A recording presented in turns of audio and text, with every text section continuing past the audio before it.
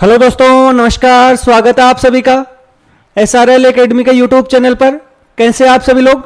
उम्मीद करते हैं कि आप सभी लोग होंगे स्वस्थ होंगे, मस्त होंगे, मजे में होंगे, साथ साथ में अपनी पढ़ाई को कंप्लीट कर रहे होंगे। दोस्तों, आज के इस वीडियो के अंतर्गत हम मुख्य रूप से बात करने वाले हैं डबल फर्टिलाइजेशन अर्थात दोहरे निषेचन के बारे में। और दोहरे निषेचन के साथ में ही एक घटना होती है जिसे हम बोलते हैं त्रिसलियन। तो इसके बारे में मुख्य रूप से बात करने वाले हैं। हालांकि इससे पहले हम पराग स्त्रीकेसर संकर्षण अर्थात उनके बीच में होने वाली क्रियाओं के बारे में भी बात करने वाले हैं। तो आज का ये जो वीडियो है ये इस चैप्टर का सबसे इंपॉर्टेंट वीडियो है। यहां से प्रश्न होते हैं वो पूछे जाते हैं। इस कारण वीडियो को पूरा जरूर देखें। और यदि अभी तक आपने हमारे चैनल को सब्सक्राइब नहीं किया है तो सबसे पहले आप चैनल को सब्सक्राइब करें, वीडियो को लाइक और शेयर जरूर करें और साथ साथ में अपने दोस्तों को भी शेयर कीजिए। तो अब हम बात करते हैं आज के हमारे टॉपिक के बारे में। और आज का जो हमारा टॉपिक है, हालांकि टॉपिक है वो हमारा मुख्य रूप से दोहरा निषेचन है।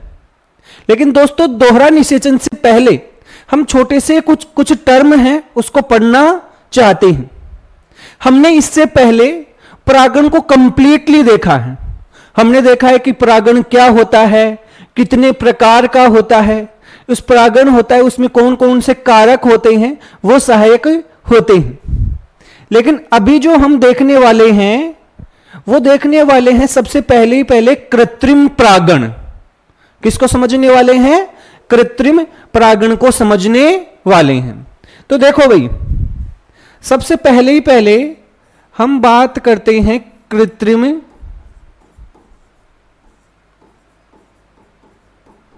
परागण के बारे में। परागण तो हमने पढ़ा है। परागण का मतलब होता है कि जब पराग कण होता है वो पराग कोश से निकलकर कहां पहुंचता है? आपके स्त्रीकेसर की वर्तिकाग्र तक पहुंचता है। तब उसे तो हम क्या कहते हैं? परागण। तो परागण हम जानते हैं क्या होता है कि पराग कोश से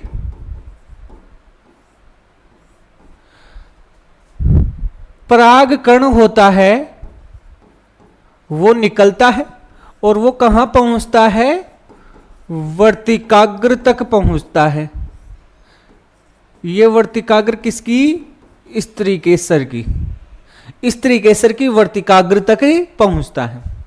और ये प्रक्रिया होती है, इसे हम बोलते हैं प्राकृतिक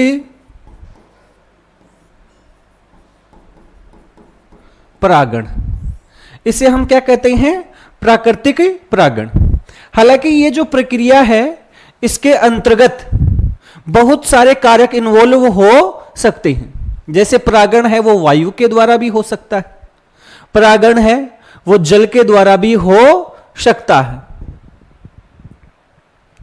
या अन्य कोई जैविक कारक जैसे कोई मधुमक्खी हो गई, कोई तितली हो गई, कोई भौरा हो गया, बर हो गया, चमगादड़ हो गया, ये सारे के सारे परागण करवाते हैं। तब इसको हम क्या बोलते हैं? प्राकृतिक परागण कहते हैं।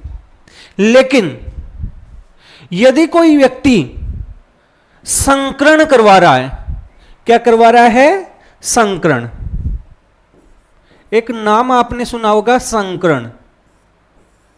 और संकरण का मतलब क्या होता है कि जब दो अलग अलग प्रजाति या दो अलग अलग किस्मों के जो पौधे होते हैं उनमें आपस में क्या करवाया जाता है? प्रजनन करवाया जाता है, और वो भी कृत्रिम रूप से। तो उसे हम क्या बोलते हैं? संकरण कहते हैं भाई। तो संकरण का मतलब क्या होता है? दो अलग अलग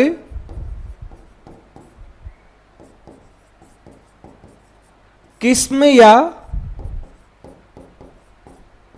प्रजाति के पादपों के मध्य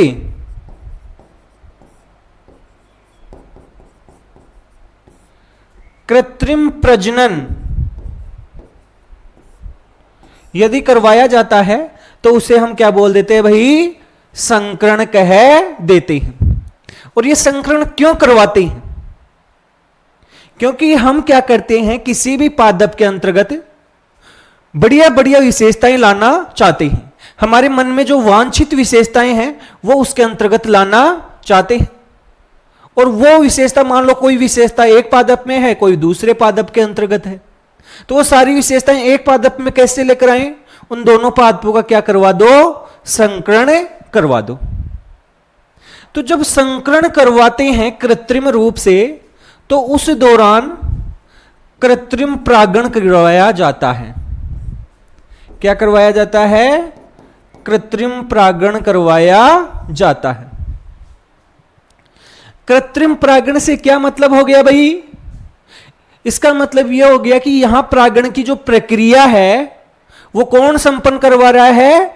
मनुष्य संपन्न करवा रहा है। परागण की प्रक्रिया कौन संपन्न करवा रहा है? मनुष्य।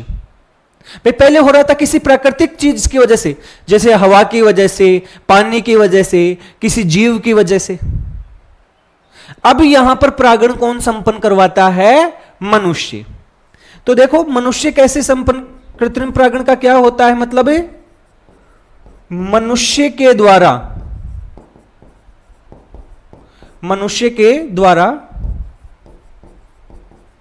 करवाया गया परागण। मनुष्य के द्वारा जो परागण करवाया जाता है उसी को हम क्या बोलते हैं? कृत्रिम परागण कहते हैं।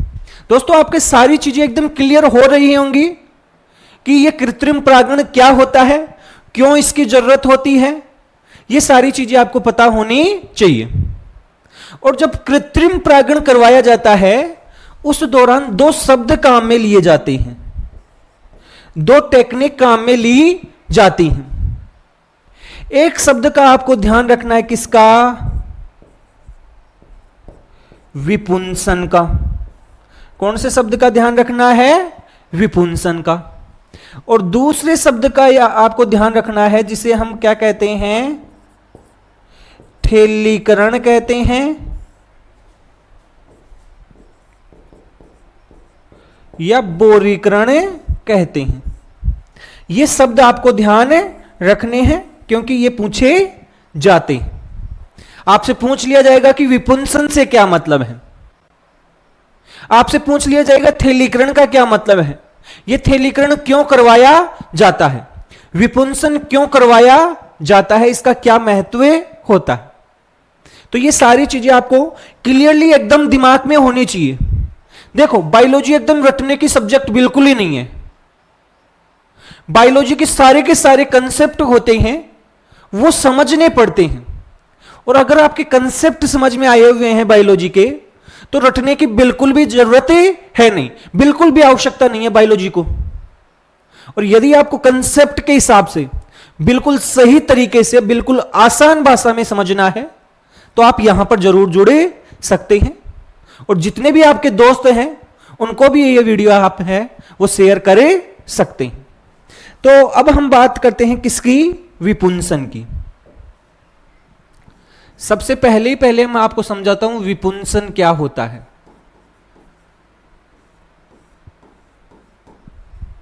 देखो आप ये समझो, ये कोई पुष्प है,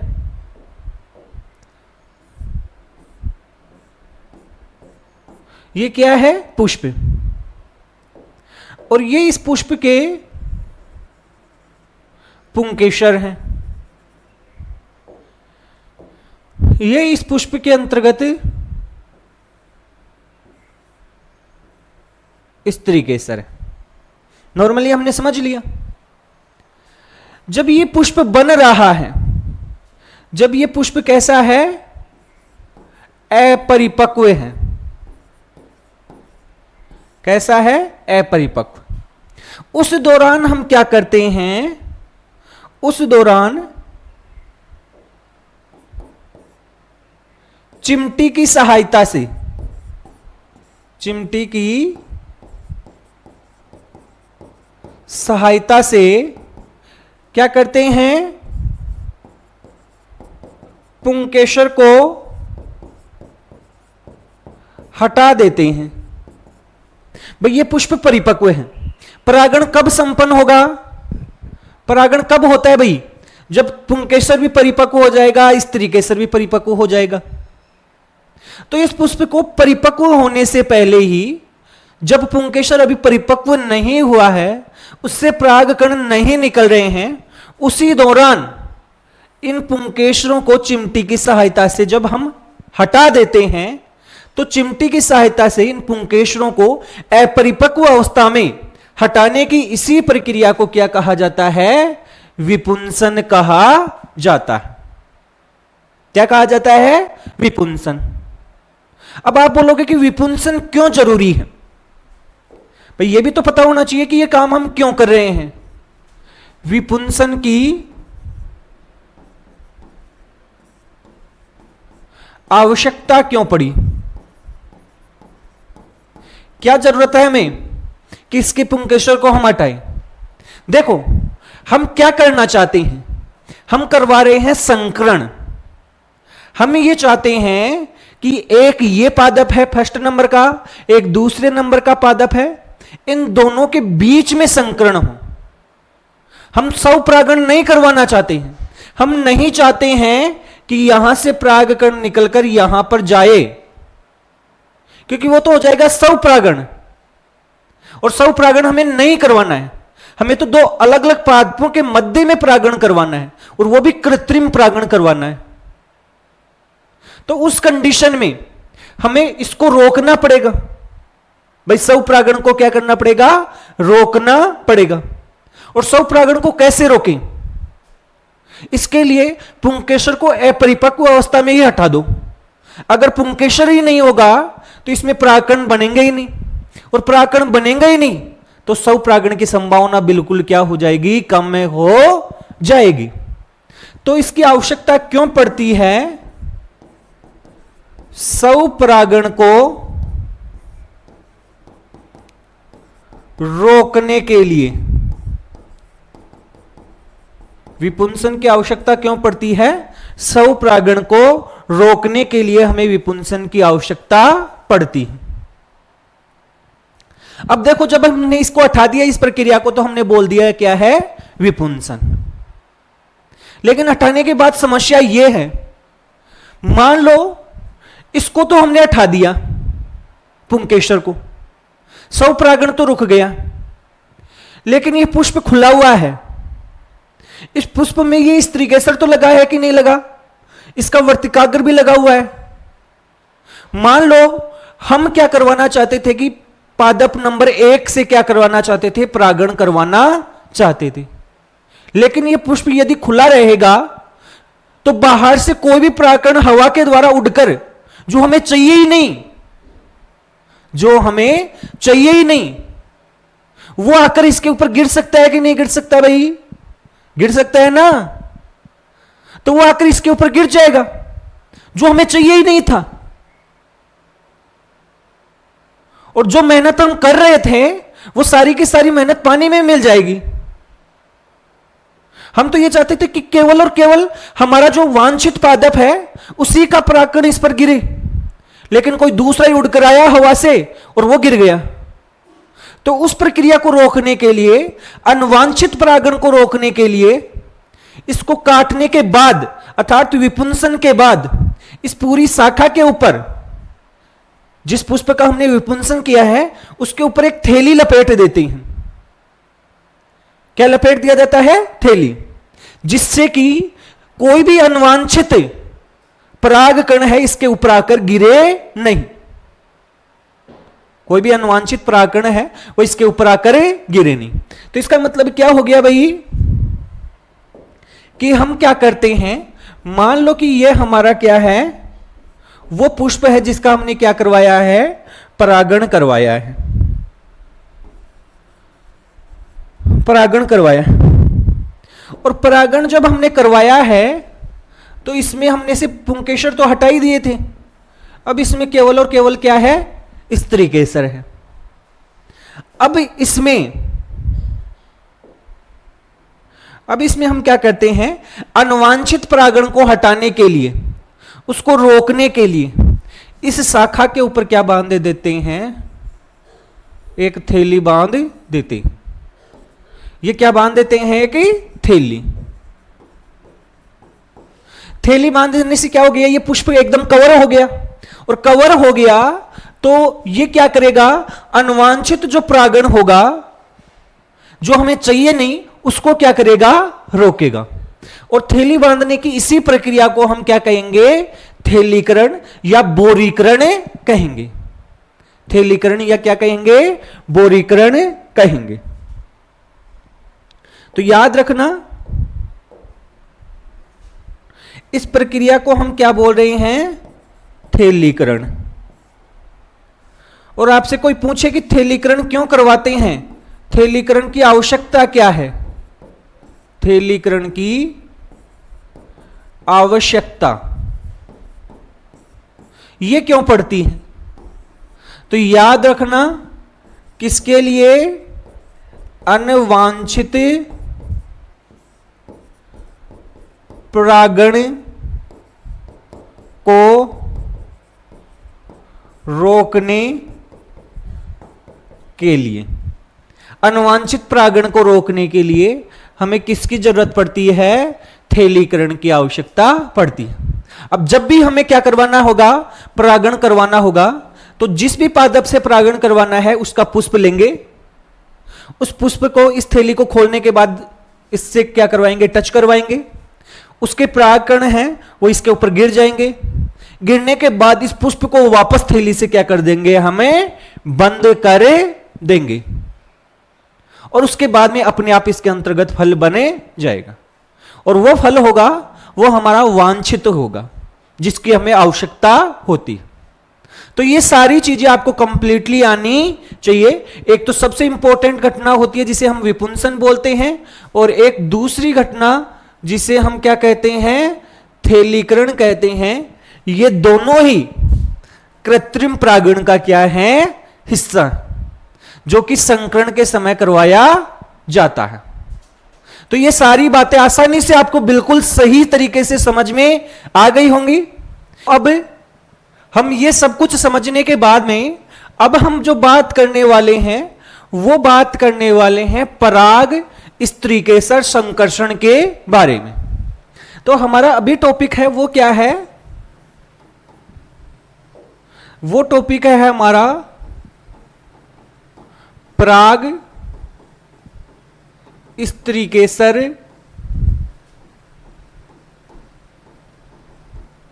संकर्षण। ये होता क्या है पराग स्त्रीकेसर संकर्षण, इसको हम क्यों पढ़ रहे हैं। देखो हमने एक घटना पढ़ी है, कौन सी, परागण।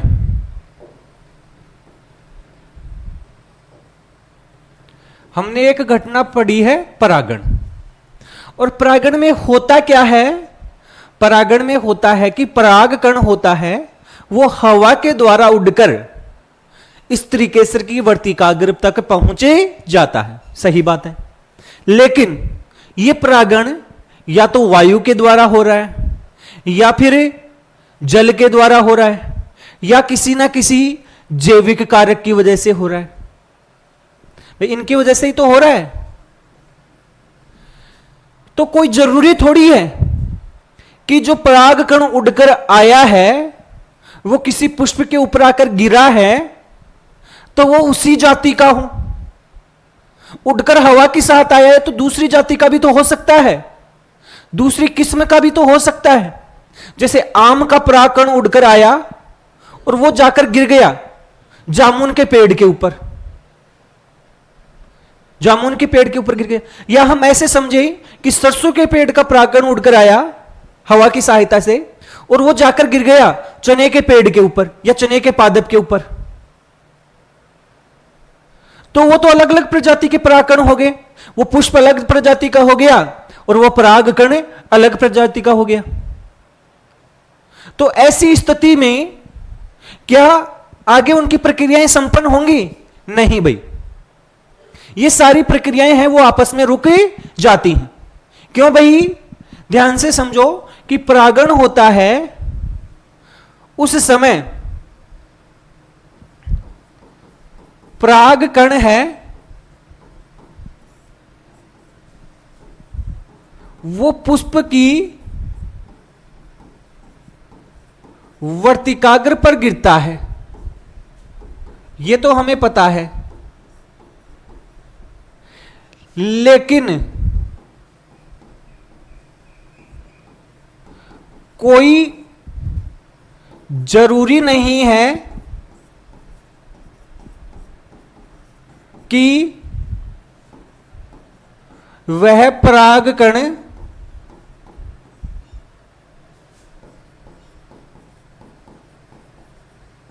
सजातीय हो, मतलब जिस जाति का पादप हो उसी जाति का वो परागकण हो, ऐसा कोई जरूरी नहीं है। और जब ऐसा कोई जरूरी नहीं है तो फिर ये आगे की प्रक्रिया रुक जाती है। तो ये कैसे रुकती हैं? तो जो परागकण होता है जिस स्त्री केसर की वर्तिकाग्र के ऊपर जाता गिरता है तो वो वर्तिकाग्र पहचानती है, वो अपनी सजातीय परागकण को क्या करती है? पहचानती है। और जो सजातीय परागकण होता है उसी का अंकुरण होने देती है। अगर किसी दूसरी जाति का परागकण आकर गिर गया तो उसके अंकुरण से उसको क्या कर देती है? रोक देती है। तो क्या होता है भाई? परागकण और स्त्री केसर, परागकण और स्त्री केसर होता है, इनके मध्य में रासायनिक समन्वय होता है। इनके मध्य में क्या होता है भाई? रासायनिक समन्वय। और कैसा समन्वय भाई? समन्वय से क्या मतलब है? समन्वय से मतलब हुआ कि स्त्री केसर है वो अपने सजातीय परागकण को ही अंकुरित होने देती है। अगर वो परागकण किसी दूसरी जाति का है तो उसके अंकुरण से उसे क्या कर देती है? रोक देती है। तो क्या होता है भाई? ये स्त्री केसर क्या करती है? सजातीय परागकण का क्या करवाती है? अंकुरण। तब तो उसका क्या करवाती है भाई? अंकुरण। और अलग जाति का है, अलग जाति का यदि परागकण आकर गिर गया है तो जो अंकुरण होता है उसे क्या कर देती है? रोक देती है, उसका अंकुरण नहीं होने देती है, उसमें से पराग नलिका का विकास नहीं होता है और वो वहीं पर रुक जाता है। और ये सारी की सारी प्रक्रिया है, ये एक रासायनिक समन्वय के द्वारा आपकी संपादित की जाती है, जो कि आपके किस किस के बीच में होती है? परागकण और स्त्री केसर के बीच में। स्त्री केसर अपने परागकण को आसानी से पहचान लेती है, यह आपको ध्यान रखना। अब आपको समझना पड़ेगा कि परागकण का अंकुरण कैसे होता है, कैसे उसका विकास होता है आगे की तरफ, और कैसे उस परागकण से हमारे नर युग्मक होते हैं वो आपके बीजांड तक पहुंचते हैं। तो इसको समझो भाई। आप ये मानो कि ये किसी पुष्प का स्त्री केसर है,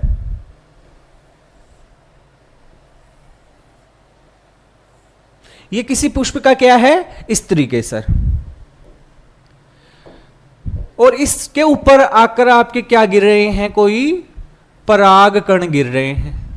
क्या गिर रहे हैं? परागकण। तो ये हमारे क्या हैं? परागकण है। ये क्या है भाई? वर्तिकाग्र है। ये क्या है? नलिका जैसी संरचना वर्तिका है। ये फूली हुई संरचना क्या है? अंडाशय है। और इस अंडाशय के अंदर क्या उपस्थित है आप सबको पता होगा, हमने पढ़ा था अंडाशय में क्या पाया जाता है? हमारा बीजांड पाया जाता है। अंडाशय में क्या पाया जाता है? बीजांड। तो बीजांड बना देते हैं भाई।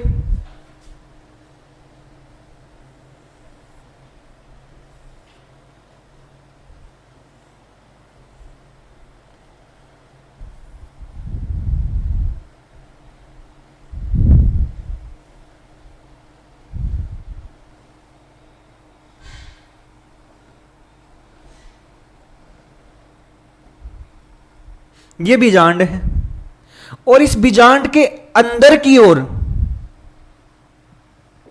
इस बीजांड के अंदर की ओर हमारा क्या पाया जाता है? भ्रूण कोश पाया जाता है। और इस भ्रूण कोश को हमने समझ रखा है, इसमें कौन कौन सी कोशिकाएं उपस्थित होती हैं, वो हम इस तरफ डिटेल में बना देंगे। तो इसमें क्या क्या है देखो,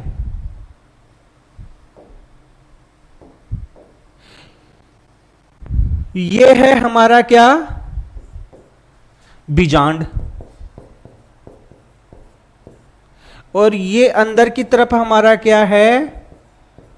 भ्रूण कोश। अंदर की ओर क्या है? भ्रूण कोश। तो अब क्या होगा? हमने सब कुछ पढ़ लिया है कि ये परागकण यहां पर कैसे पहुंचे हैं। अब हमें पता है कि ये परागकण कहां पहुंच चुके हैं? ये आपके स्त्री केसर की वर्तिकाग्र तक पहुंचे चुके हैं। कहां तक पहुंच चुके हैं? स्त्री केसर की वर्तिकाग्र तक। अब इसके बाद क्या होगा? इन परागकणों में से, ध्यान से सुनना, जो परागकण सामान्य तौर पर हमने पढ़ा था कि 60% परागकण होते हैं ये दो कोशिकीय अवस्था में। कितनी? दो कोशिकीय अवस्था में आकर गिरते हैं। और 40% परागकण होते हैं वो आपकी 3 कोशिकीय अवस्था में।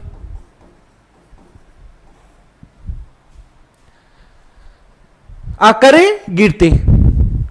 तो इस समय सबसे पहले इस परागकण का होगा अंकुरण। और वो अंकुरण कैसे होता है? हमें पता है कि परागकण होता है, उसके सबसे बाहर की तरफ एक आवरण पाया जाता है, बाह्य चोल, जिसमें स्पोरोपोलेनियन होता है, जो कि अत्यधिक कठोर है, जिसको कोई एंजाइम नहीं तोड़ सकता। लेकिन उसके बीच बीच में छोटे छोटे क्या हैं? छिद्र हैं।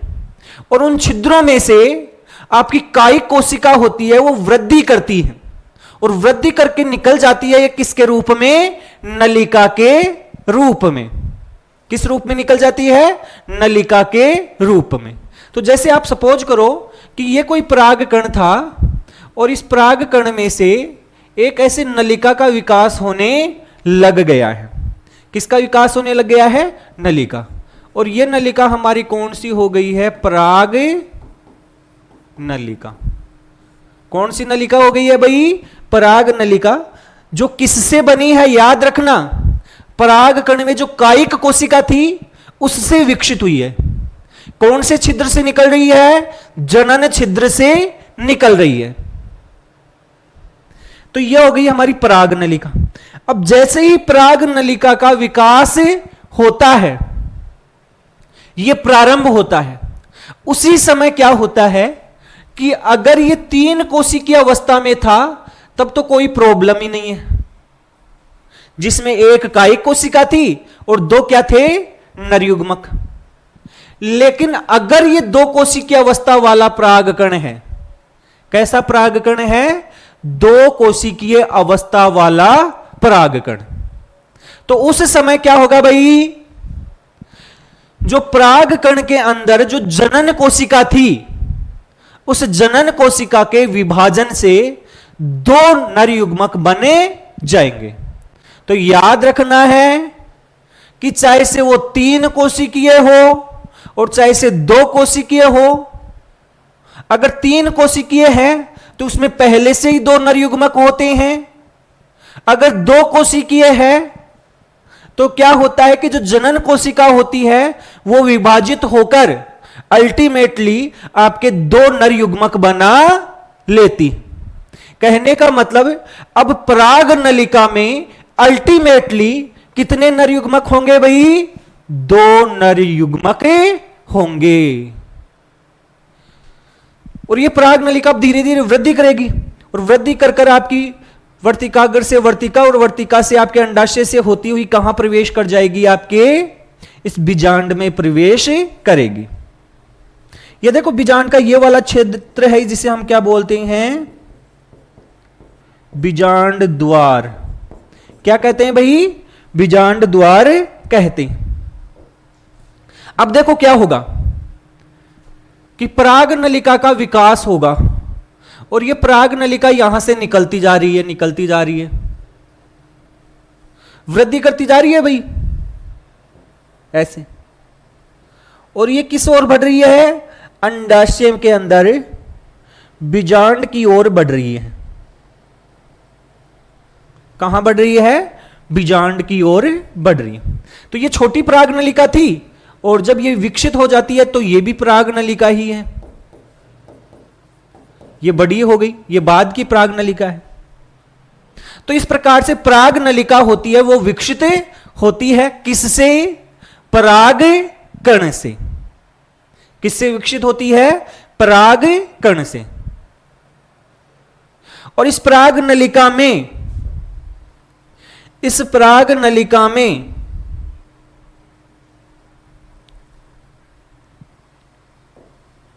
इस पराग नलिका में आपके क्या पाए जाते हैं? 2 पराग कण पाए जाते हैं। मैंने आपको बता दिया है कि 2 कैसे बनेंगे। अगर ये 3 कोशिकीय अवस्था में था तो इसके अंदर पहले से ही 2 नर युग्मक थे। अगर ये 2 कोशिकीय अवस्था में थी तो उस समय क्या होगा? जनन कोशिका का विभाजन होगा समसूत्री और उससे क्या बन जाएंगे? 2 नर युग्मक बन जाएंगे। लेकिन अल्टीमेटली जो हमारे आवर्त बीजी पादप होते हैं, अल्टीमेटली जो हमारे आवर्त बीजी पादप होते हैं उसमें कितने नर युग्मक आते हैं? 2 नर युग्मक आते हैं। तो ये क्या हो गए हैं? याद रखना, ये हो गए हैं हमारे नर युग्मक और वो भी कितने हैं? 2। तो इस प्रकार से ये 2 नर युग्मक होते हैं। ये आपकी पराग नलिका की सहायता से बीजांड तक पहुंचते हैं और बीजांड तक पहुंचने के बाद में बीजांड द्वार से, देखो यहां से प्रवेश नहीं किया है सीधा, ये आएगा किस ओर? बीजांड द्वार की ओर। और बीजांड द्वार से ये किसके अंदर प्रवेश करते हैं? बीजांड के अंदर प्रवेश करते हैं। किसके अंदर प्रवेश कर गए? बीजांड के अंदर। अब देखो आपके पराग कण के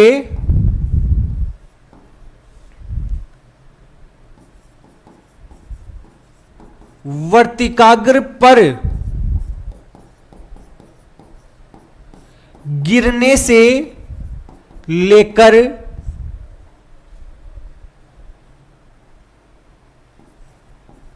नर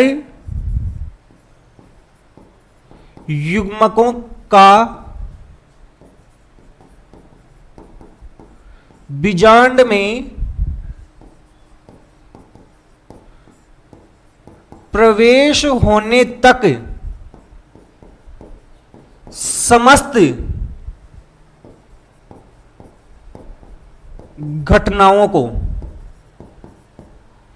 इस दौरान जो भी घटना हो रही है, चाहे से वो यहां गिर रही है, पराग नलिका का अंकुरण स्टार्ट हुआ, फिर इस नलिका की वृद्धि हुई, इसके अंदर आपके जनन कोशिका से 2 नर युग्मक बने और वो कहां तक पहुंचे? बीजांड द्वार तक। और बीजांड द्वार से कहां प्रवेश कर गए? आपके बीजांड में प्रवेश कर गए। यहां तक जो भी घटनाएं हो रही हैं, इन घटनाओं को पराग स्त्रीकेसर संकर्षण कहा जाता है। यह सबसे इंपॉर्टेंट चीज जो हम पढ़ रहे थे ना, पराग स्त्री के सर संकर्षण, तो उसका क्या मतलब है? उसका मतलब यही है कि पराग कण के वर्तिकाग्र में गिरने से लेकर युग्मकों के बीजांड तक पहुंचने तक की समस्त घटनाएं होती हैं, वो आपके पराग स्त्री के सर संकर्षण कहलाती हैं। याद रखना।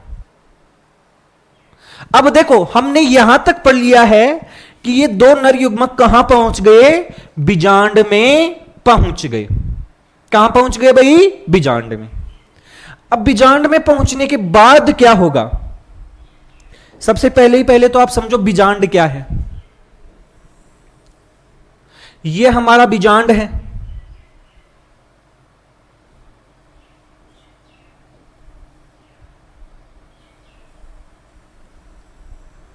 बीजांड की संरचना तो आपने सबने पढ़ी है ना।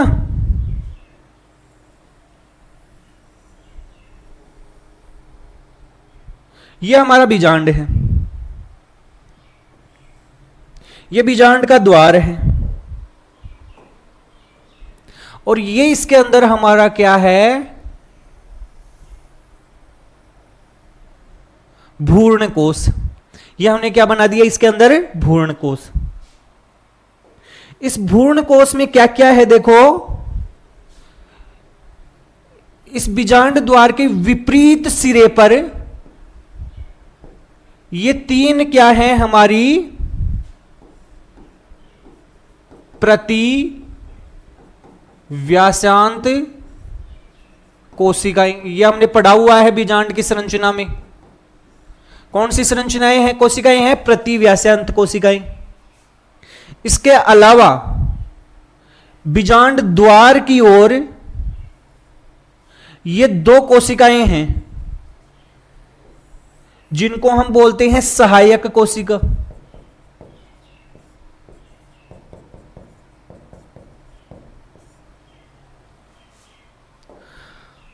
और इसके अलावा सबसे इंपॉर्टेंट एक कोशिका है, उसे हम बोल रहे हैं अंड कोशिका। कौन सी कोशिका है? अंड कोशिका। और यह अंड कोशिका है वो वास्तव में क्या है भाई? मादा युग्मक। इसके अलावा और क्या है भाई? ये बीच वाली कोशिका है जिसके अंतर्गत दो केंद्रक पड़े हैं अयुग्मित, अगुणित। ये हमारे क्या हैं? ध्रुवीय केंद्रक। ये कोशिका है उसे हम बोल रहे हैं केंद्रीय कोशिका।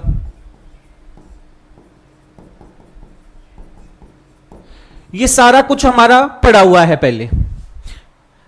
और ये खुद जो संरचना है उसे हम क्या बोल रहे हैं? भ्रूण कोश। यहां तक हमारा पड़ा हुआ है। अब देखो क्या हुआ है? क्या हुआ है भाई? ये पराग नलिका यहां से आई थी भाई, ऐसे ही तो आई थी। ये पराग नलिका देखो यहां पर हमने इस यहां वाले बीच वाली संरचना को निकालकर इधर अलग दिखा दिया है। ये पराग नलिका आई और इस पराग नलिका ने इस सहायक कोशिका के अंदर, एक सहायक कोशिका के अंदर ये दोनों नर युग्मक थे, इनको क्या करवा दिया? प्रवेश करवा दिया।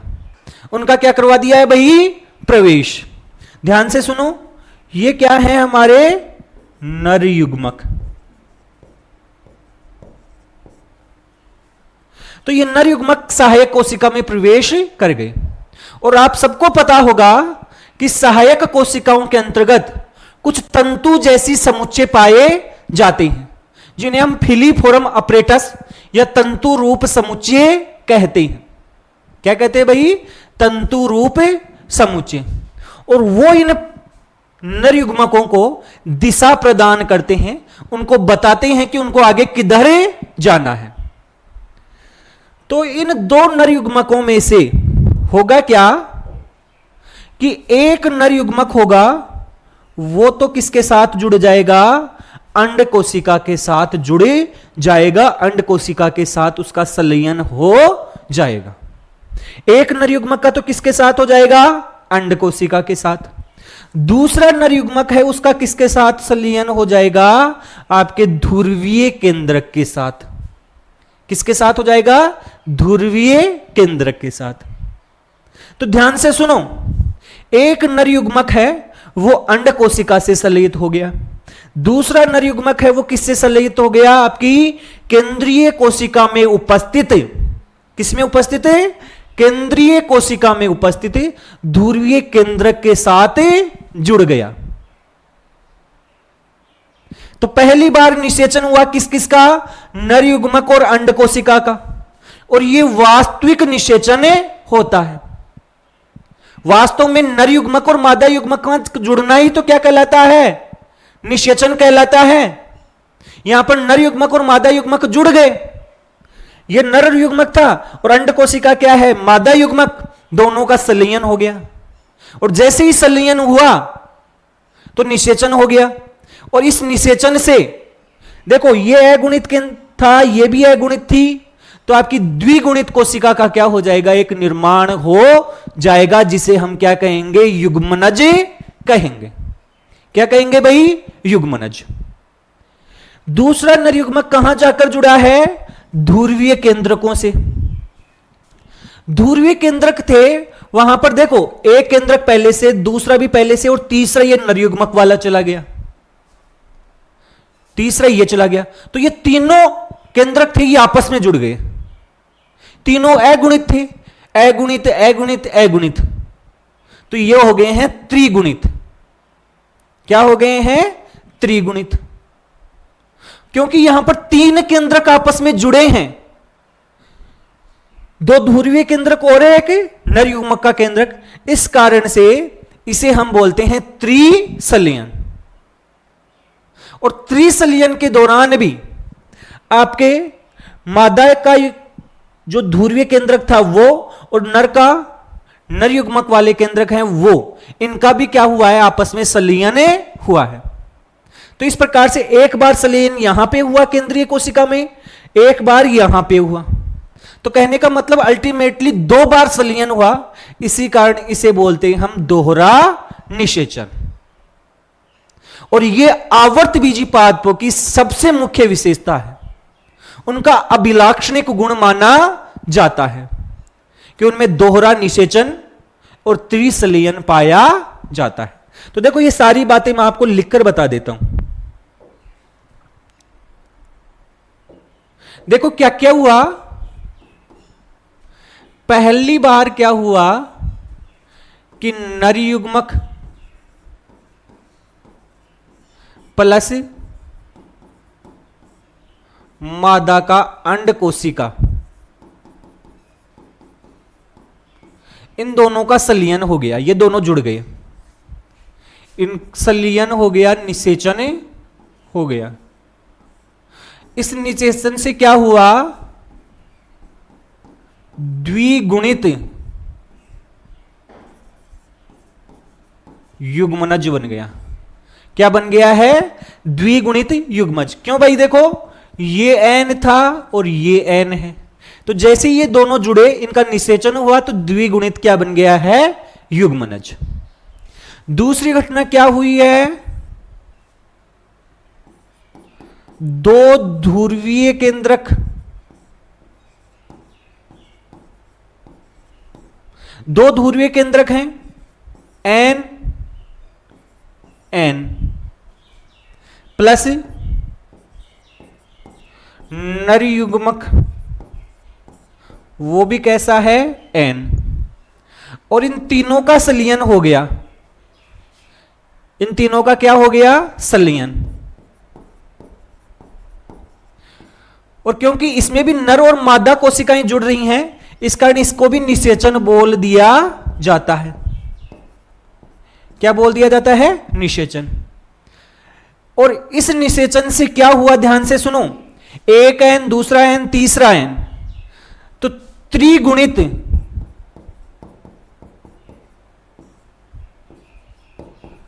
प्राथमिक भ्रूण पोष, ध्यान से समझना, यहां पर हम क्या बोल रहे हैं, भ्रूण पोष बोल रहे हैं। पहले एक संरचना हम पढ़े थे भ्रूण कोष, यह है भ्रूण पोष।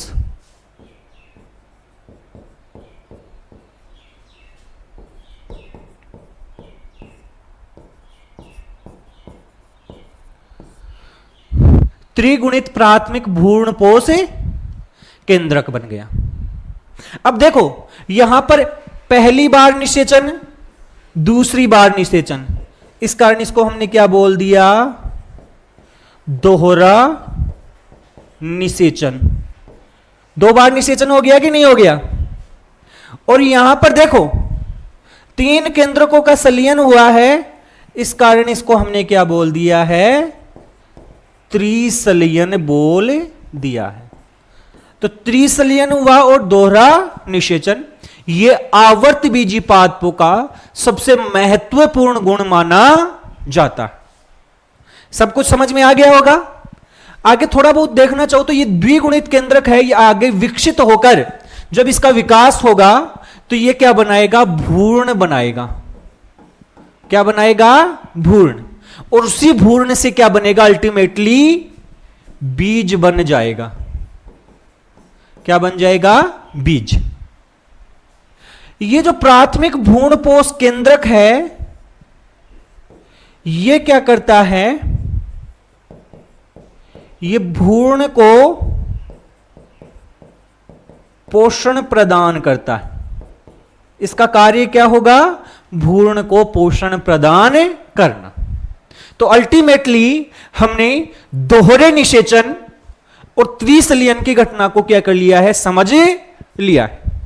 ये सारी चीजें आपको एकदम कंप्लीटली आसान भाषा में और डायग्राम की सहायता से आसानी से समझ में आ गई होंगी। फिर भी यदि आपके कोई कंफ्यूजन है तो आप हमें कमेंट करके जरूर पूछ सकते हैं। और यदि आप सभी लोगों को हमारा ये वीडियो है, हमारा ये प्रयास है, वो अच्छा लगा है तो वीडियो को लाइक और शेयर जरूर कीजिए। साथ साथ में यदि अभी तक आपने हमारे चैनल को सब्सक्राइब नहीं कर रखा है तो इंतजार किस बात का कर रहे हैं, चैनल को जल्दी से जल्दी सब्सक्राइब करें, जिससे कि आप सभी लोगों तक ऐसे वीडियो हैं ये लगातार पहुंचते रहें। साथ में आप वीडियो को ज्यादा से ज्यादा शेयर भी कीजिए अपने दोस्तों के साथ, अपने रिश्तेदारों के साथ, जिससे कि उनको भी ये फायदा पहुंच सके। धन्यवाद।